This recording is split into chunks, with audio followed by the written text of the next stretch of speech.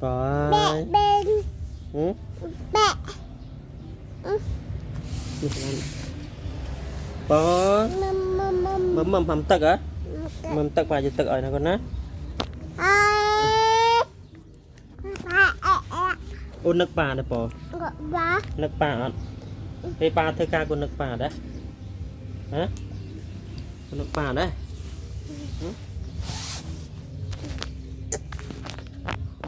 Dạ. Tụt một.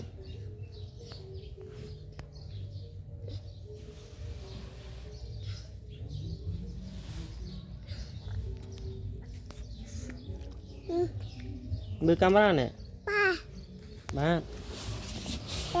Main nang crop ya?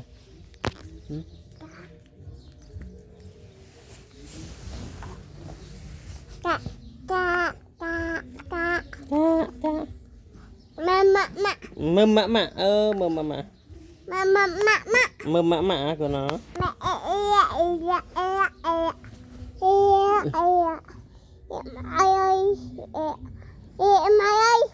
Mày ơi. Ốp đây, ông mặt ba ốp đây. Ốp bọt lanh bài rồi.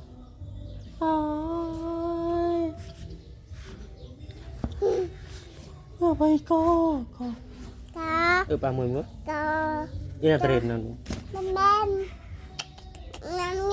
Untuk cái đầu này.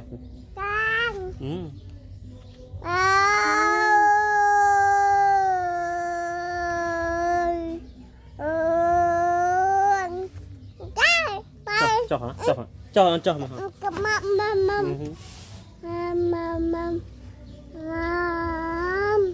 Nơi sân mới camera thoát từ brom mới 30 nữa. Cười đấy. Ba bằng. Mama.